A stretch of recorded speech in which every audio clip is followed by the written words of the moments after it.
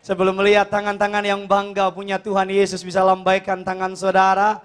Haleluya saudara. Kalau sudah tidak keberatan boleh kasih salam kiri kanan saudara. Kasih senyum yang terbaik. Bilang sama orang tersebut, tahun ini akan dahsyat Tuhan perbuat. Bilang saudara.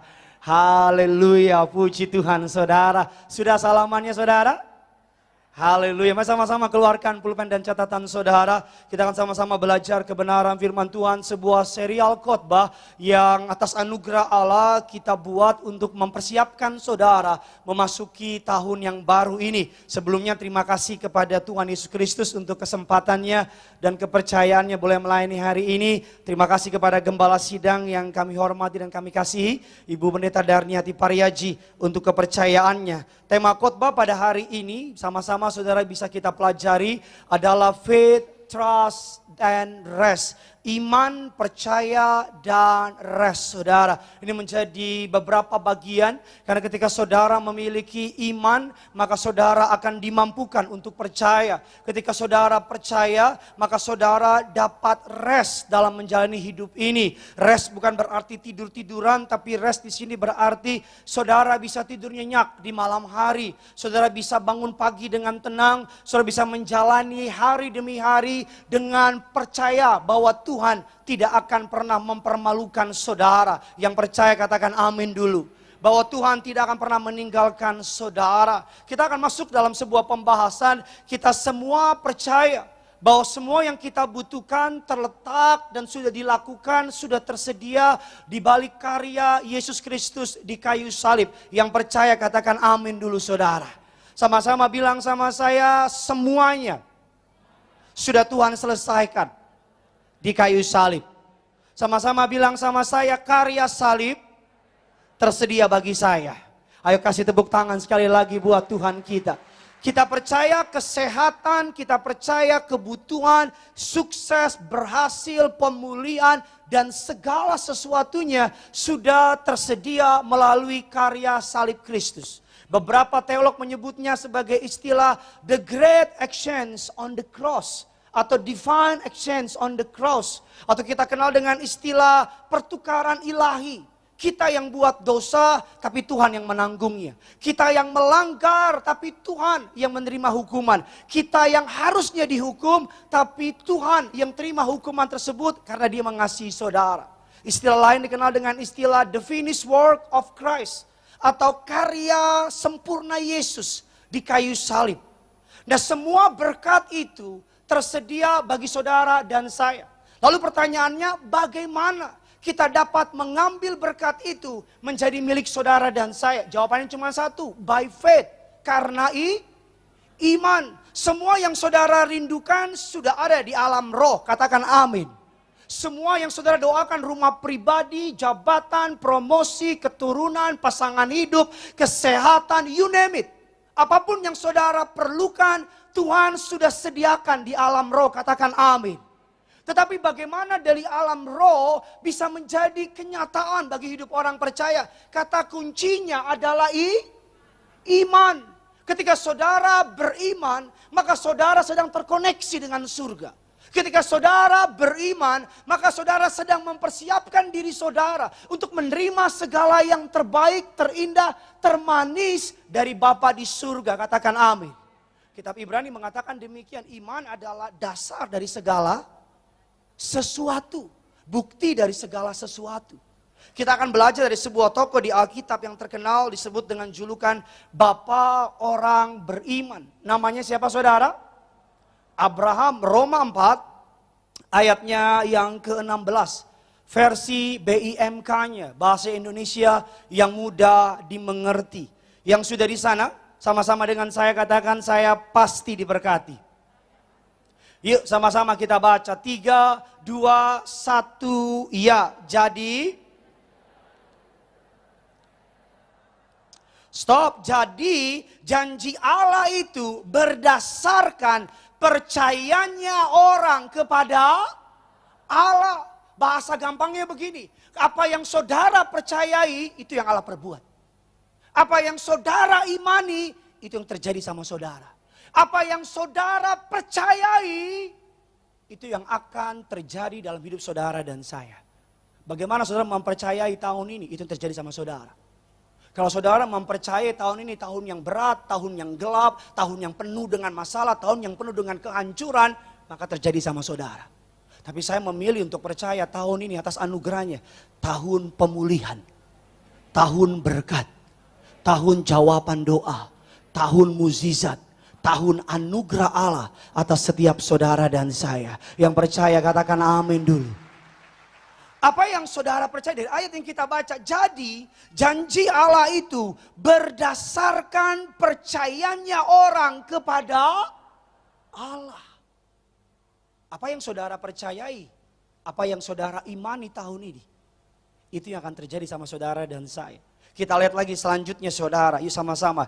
Itu menjadi suatu jaminan kepada semua keturunan Abraham bahwa janji itu sebagai suatu pemberian yang dari Allah, bukan hanya kepada mereka yang taat kepada hukum agama Yahudi saja, sama-sama kita baca, tetapi yang percaya kepada Allah sama, sebab Abraham adalah bapa kita semua secara, ayat 17 sama-sama kita baca, sebab Allah berkata begini kepada Abraham, demikianlah Allah memberikan janji itu kepada Abraham dan dialah Allah yang menghidupkan, dialah juga Allah yang dengan berkata saja membuat apa yang tidak pernah ada menjadi apa saudara? Ada. Abraham percaya, bilang kiri kanan saudara, miliki iman seperti Abraham. Amin. Karena Abraham percaya dan Allah memperhitungkannya. Alkitab katakan dia juga Allah yang dengan berkata saja membuat apa yang tidak pernah ada menjadi ada. Apa yang tahun lalu tidak ada, apa yang tahun lalu tidak mungkin, apa yang tahun lalu tidak bisa. Belum tentu tahun ini tidak ada, tidak mungkin, tidak bisa. Bisa jadi tahun ini tahun di mana Allah membukakan pintu yang tertutup tahun-tahun yang lalu. Bisa jadi tahun ini adalah tahun di mana Allah memakotai saudara dengan saya dengan kemuliaan. Bisa jadi. Mengapa kita memilih untuk percaya yang buruk di saat kita memiliki kepercayaan untuk percaya yang baik? Ada dua tipe orang Kristen yang percaya ikut Yesus harus menderita. Pikul salib, hancur-hancuran. Tapi ada juga yang percaya ikut Yesus, hidupnya pasti diberkati. Saudara percaya yang mana? Alkitab saya baca menerangkan ikut Yesus pasti pikul salib. Alkitab yang saya baca ikut Yesus pasti diberkati. Tetapi saya lebih memilih percaya bahwa Allah melihat bagaimana iman saudara. Kalau saudara beriman ikut Yesus menderita terus, jadilah sesuai dengan imanmu. Gak ada yang amin nih. Belum liburan ya. Kalau saudara beriman ikut Yesus menderita terus, silakan. Tapi ini yang saya tahu. Ikut Yesus sekalipun harus pikul salib. Sekalipun ada tantangan, tapi saya percaya endingnya pasti manis, pasti indah, pasti luar biasa. Ikut Yesus. Apa yang saudara imani, itu yang akan Allah lakukan sama saudara. Apa yang saudara percayai, itu yang akan terjadi. Kita lihat lagi ayat yang ke-18. Sabar sebentar, saya berdoa pulang dari tempat ini, hidupmu diberkati luar biasa. Ayat yang ke-18, 19, 3, 2, 1, ya. Meskipun tidak ada harapan lagi karena itu, Bapa banyak bangsa seperti yang tertulis dalam Alkitab keturunanmu. Ayat 19 lebih semangat lagi imannya. Walaupun ia mengetahui bahwa tubuhnya sudah sangat, karena usianya telah berapa?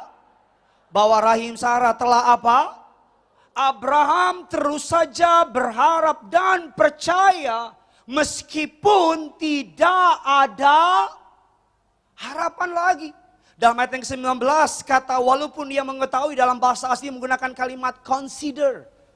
Consider, think, ponder carefully, give attention to, direct our entire mind or focus on something on.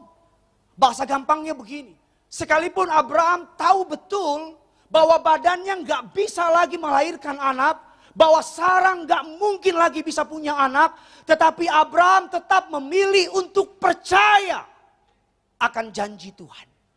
Amin. Akan datang dalam hidup saudara dan saya di tahun ini, segala sesuatu kelihatannya mustahil. Akan datang dalam hidup saudara di tahun ini segala sesuatu kelihatannya nggak mungkin. Kelihatannya nggak bisa. Tapi doa saya, bukan ketakutanmu yang menang, tapi imanmu yang dikuatkan. Amin saudara. Akan datang di tahun ini kelihatannya nggak bisa. Kelihatannya mustahil. Tapi saya berdoa bukan ketakutanmu yang menguasai engkau, tapi imanmu yang menguasai engkau. Amin. Alkitab katakan sekalipun Abraham tahu, secara sadar dia tahu nggak mungkin. Tapi imannya nggak menjadi lemah. Imannya terus semakin dikuatkan. Bagaimana engkau beriman tahun ini? Apa yang kau percayai di tahun ini? Apa yang kau imani di tahun ini? Apa yang kau rindukan di tahun ini? Percaya, Allah menjawab berdasarkan kerinduan saudara. Kalau saudara percaya tahun ini gelap, tahun ini berat dan sebagainya, saya takut itu yang terjadi sama saudara. Tapi kalau saudara terus memperkatakan, mempercayai bahwa tahun ini oleh anugerahnya, saudara dan saya, kita lihat beberapa firman. Filipi 4 ayat yang ke-19.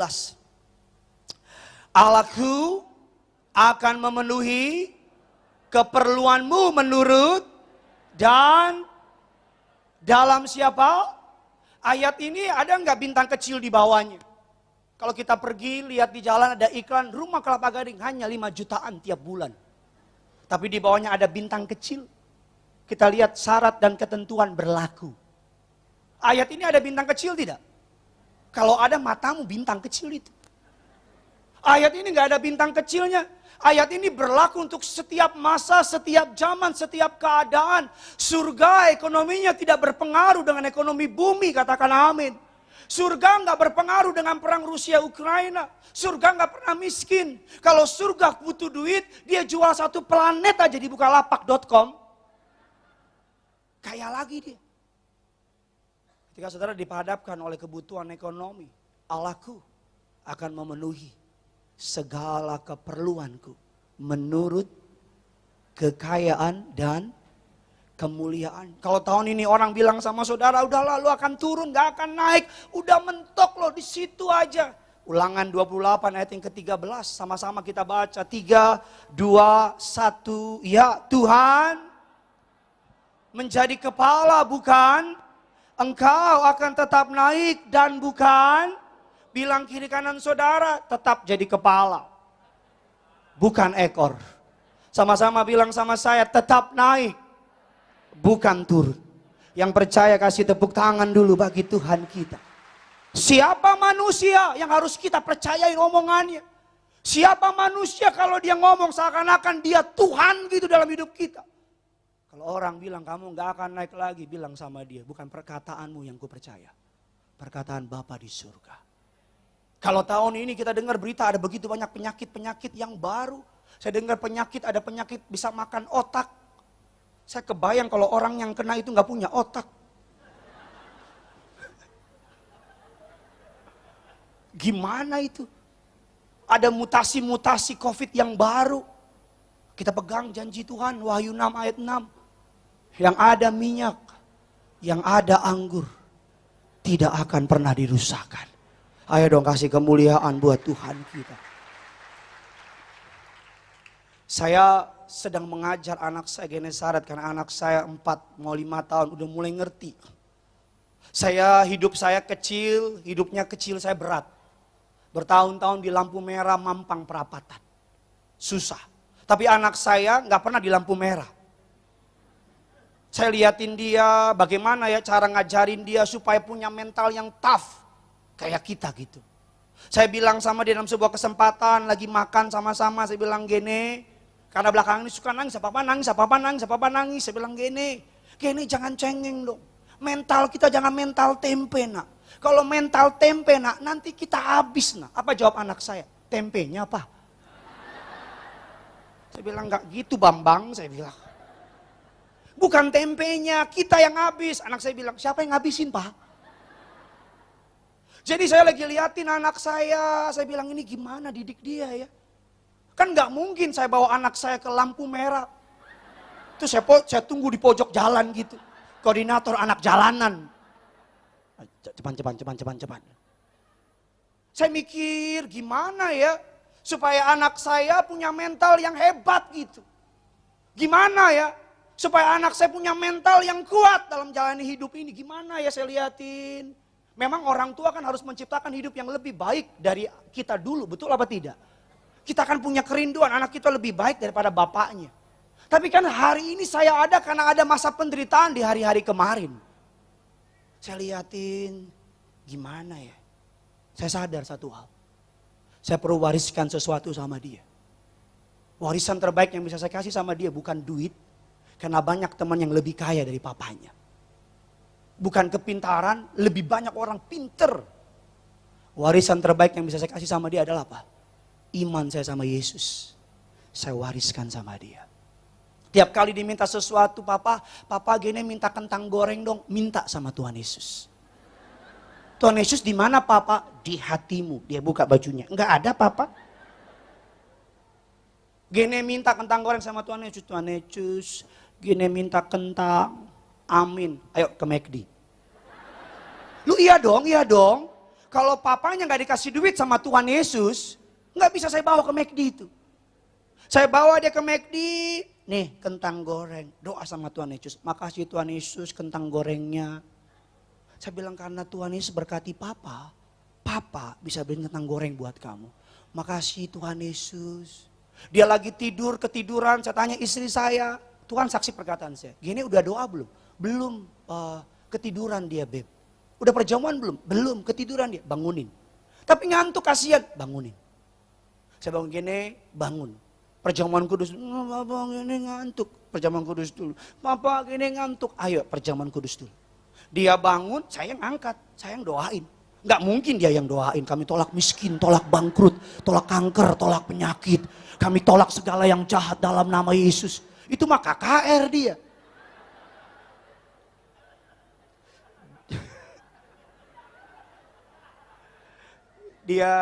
Saya angkat.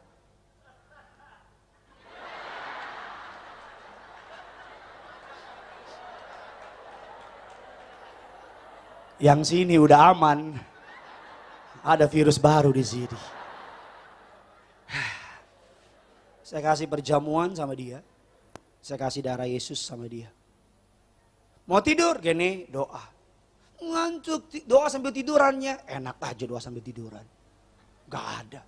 Kecuali saudara sakit atau orang tua berumur, silakan doa sambil tiduran. Saudara gak mungkin ngomong sama bosmu sambil tiduran. Apa kabar bos? Nah, ada bangun, doa.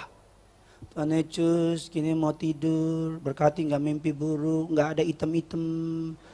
Berkati gak ngompol di celana, berkati papa, mama, oma, adek, mbak, dalam nama Tuhan Yesus, amin. Tidur deh. Karena nanti dalam hidupnya akan ada masa di mana saya gak bisa tolong. Akan ada keadaan dia menghadapi orang yang lebih berkuasa dari dia. Akan ada masa dia menghadapi suatu keadaan yang keluarganya bahkan gak bisa bantu. Kenalan saya mungkin gak bisa tolong dia. Dan di masa itulah iman yang saya wariskan sama dia akan menjaga dia tetap di jalannya Tuhan. Bukankah hanya iman yang membuat kita, oh puji Tuhan. Oh, haleluya. Ayo dong tepuk tangan bisa lebih kompak lagi dong buat Tuhan kita. Bukankah iman yang membuat kita tetap waras di dunia yang tidak waras ini? Bukankah iman yang membuat kita tetap mengandalkan Tuhan di tengah keadaan yang gila ini? Betul apa tidak? Iman. Apa yang saudara imani di tahun ini? Apa yang saudara percaya? Saya takut. Saudara udah terlalu percaya sama kata dunia tentang tahun ini. Saya takut di otak saudara berpikir tahun ini A, B, C, D, F, G. Sampai saudara nggak kasih ruang untuk firman Allah mengisi tahun ini. Saya takut saudara udah terlalu mempercayai kata orang pintar, pengamat, analisa, dan sebagainya. Sampai janji Tuhan tidak punya tempat di hati saudara. Ada sebuah penelitian di Amerika. Mereka meneliti beberapa orang, ditaruh di sebuah tempat. Satu orang dibawa masuk ke sebuah komunitas. Orang tersebut sebelum masuk komunitas dibilang begini, komunitas ini orang-orang baik. Orang-orang baik, orang-orang pintar, orang-orang hebat. Di komunitas ini ada orang ini, ada orang ini. Mereka masuk dengan informasi yang benar. Dan satu orang berikutnya dikasih informasi yang berbeda. Komunitas ini ada penjahat, mantan narapidana, ada mantan pembunuh, ada orang narkoba. Pokoknya komunitas ini orang jahat. Yang pertama maksud dengan informasi yang baik, masuk ke komunitas itu gak berapa lama bisa membangun sebuah kerjasama, bisa bangun dan sebagainya. Tapi yang kedua masuk dengan informasi yang salah, beberapa lama dia tetap gak punya teman di sana. Kenapa? Karena mereka udah di set up dulu pikirannya. Bahwa ini begini, ini begini, ini begini, dan ini begini. Saya takut saudara udah keburu didikte sama dunia. Saya takut pikiranmu udah keburu ditanemin sama perkataan dunia. Saya takut pikiran saudara sudah dijajah oleh dunia. Sehingga ketika saudara masuk tahun ini, saudara udah siap-siap untuk perkara-perkara yang belum tentu terjadi. Tapi demi kasih Kristus, saya berdoa agar firman yang kita dengar hari ini dapat menjadi pegangan kekuatan saudara memasuki tahun ini. Tahun ini menjadi tahun yang indah bagi saudara dan saya. Yang percaya katakan amin dulu. Sama-sama bilang kiri kanan saudara, tahun yang indah bagi kita. Sama-sama kita lihat beberapa tokoh yang memberkati saya. Nama tokohnya yang pertama adalah Elie Wiesel. 88 tahun. Itu yang lingkaran kuning, saudara. Percayalah itu orang. Elie Wiesel, dia adalah tahanan kamp konsentrasi Nazi. Dia ditangkap bersama dengan mamanya, adik perempuannya, papanya, kakaknya. Dia menyaksikan dengan mata kepalanya sendiri, adik perempuannya dan mamanya dibunuh di depan dia. Dia menyaksikan dengan mata kepalanya sendiri, papanya dipukulin sampai mati di depan dia. Itu menjadi sebuah malam yang paling tergelap dalam hidupnya. Karena dia gak bisa buat apa-apa menolong papanya. Di kamp konsentrasi dia terbiasa melihat orang dipanggil dan gak pernah kembali. Dia melihat dengan mata kepalanya sendiri temannya dibunuh dan kulitnya dijadikan sofa atau dijadikan alat-alat furniture di masa itu. Di tempat itu, saudara, banyak orang temannya di kamp konsentrasi mati bukan karena dibunuh oleh Nazi, tapi bunuh diri. Karena kenapa? Nggak kuat sama hidup. Karena kenapa? Nggak kuat sama tekanan yang mereka hadapi. Ketika ditanya sama Oprah Winfrey dalam sebuah wawancara. By the way, Elie Wiesel memenangkan Nobel Peace Award. Nobel Perdamaian. Ketika ditanya oleh Oprah Winfrey, kenapa dia tetap bisa bertahan hidup? Apa yang membuat dia di saat banyak teman-temannya mati, bunuh diri, gak kuat lagi jalanin hidup? Apa jawabnya? Sudah bisa klik di YouTube. Oprah Winfrey, Elie Wiesel. Jangan cari Oprah Winfrey, Gideon Simanjuntak, gak muncul. Saudara mau tahu apa yang dikatakan Elie Wiesel? Dia bilang, I do believe. Someday, suatu hari nanti, Tuhan akan tolong saya. Somehow gak tahu gimana caranya. Tuhan akan tolong saya. Iman itu yang membuat dia tetap bertahan. Di tengah kegilaan dunia. Iman itu membuat dia tetap menatap Tuhan. Sebuah kutipan dalam bukunya yang terkenal. Kutipannya mengatakan demikian. Whatever you do in life, remember, think higher and feel deeper. Apapun yang saudara lakukan dalam hidup ini, ingatlah untuk bermimpi yang besar, berpikir yang tinggi, dan merasakan, berempati, merasakan lebih dalam. Dalam suatu malam dia karena Nazi sudah kalah perang, pimpinan Nazi memerintahkan untuk setiap mereka dibarisin dan dihukum mati, ditembak mati. Beberapa temannya mati nih, kita mati nih. Tapi dia tetap terus percaya dan diselamatkan. Iman kita yang membuat perbedaan, katakan amin. Iman kita, dalam kitab Yohanes dikatakan inilah kemenangan kita yang mengalahkan dunia, yaitu iman kita. Sama-sama bilang sama saya, iman saya yang mengalahkan dunia. Kasih tepuk tangan dulu bagi Tuhan kita. Iman bukan apapun. Iman kita. Apa yang saudara imani itu yang Tuhan lakukan. Apa yang saudara percayai itu yang akan terjadi dalam hidup saudara dan saya. Apa yang saudara percayai, imani, pikirkan, yakini, itu yang akan terjadi. Tokoh berikutnya yang terakhir, saya undang teman saya. Namanya L. Stanley Jones. Saudara klik di internet, buktikan perkataan saya betul apa tidak. Siapa dia? Media Times Magazine menyebut dia sebagai the best preacher, pendeta terbaik di dunia. Dia memenangkan pemilihan tersebut. Dan beberapa orang menyebutnya Billy Graham from India. Atau Billy Graham dari India. Dia dekat dengan para pemimpin-pemimpin bangsa India. Jawaharlal Nehru, Mahatma Gandhi, Ram Punjabi, Manoj Pujambi, Sarul Khan, Kuch Hotahek. Ada yang amin.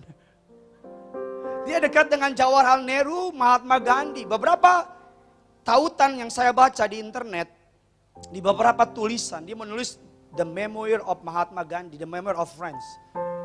Beberapa orang bilang, tapi saya nggak menemukan proven buktinya, bukti yang nyata, sehingga saya nggak berani ngomongin di sini. Pengajaran Mahatma Gandhi tentang kasih, berdemonstrasi yang tidak ribut dan sebagainya, dipercaya karena kedekatannya dengan Elias Stanley Jones ini. Saya nggak tahu betul apa enggak. Saya sih WA mereka tapi belum dibales. Elias Stanley Jones di umur 86 tahun kena stroke.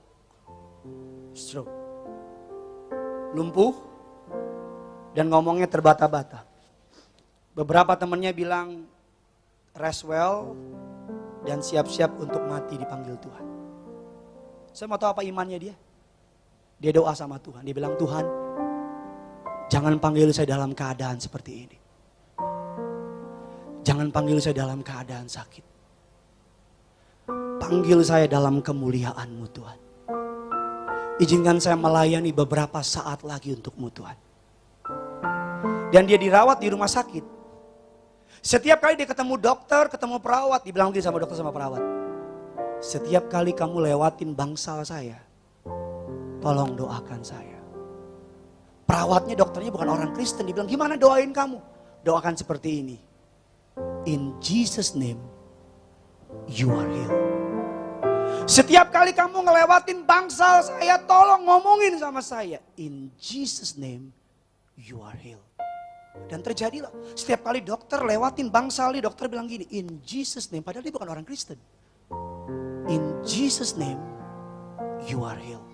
Perawatnya lewat, perawatnya juga bilang, in Jesus name, you are healed. Beberapa bulan terjadi, dia dipindahkan ke rumah sakit yang lebih baik lagi. Dan dia ngomong yang sama dokternya, sama perawatnya. Kalau kamu lewatin bangsal saya, tolong doain saya. Doanya kayak gimana? In Jesus name, you are healed. Seperti yang kita baca Roma 4 ayat yang ke-16 tadi. Allah menjawab doa kita bagi mereka yang percaya kepadanya. Elias Stanley Jones pulih, berkhotbah pelayanan 5 kali lipat lebih besar dari sebelumnya. Bahkan dipanggil dalam keadaan melayani. Apa yang gak mungkin bagi Tuhan kita? Tidak ada yang tidak mungkin. Seorang ibu dari Bogor namanya Ibu Rosalin. Udah bersaksi di Gelora Bung Karno. Punya penyakit kista besar. Karena sakitnya itu dia gak bisa kemana-mana, cuma nonton live streaming.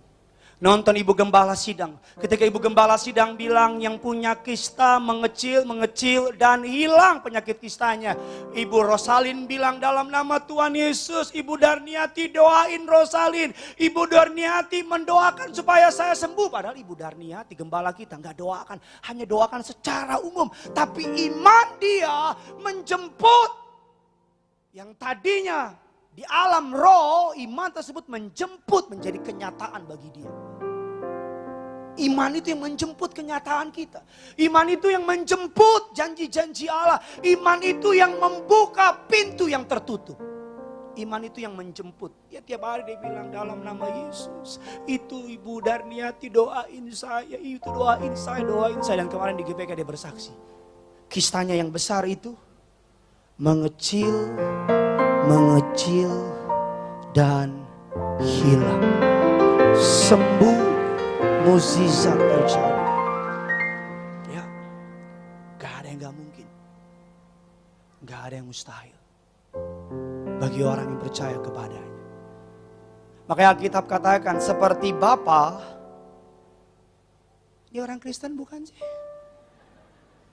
Seperti Bapa sayang anaknya.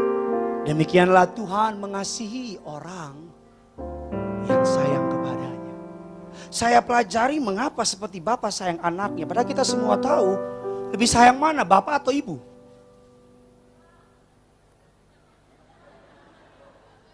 Lebih sayang mana, Bapak sama anak atau Ibu sama anak?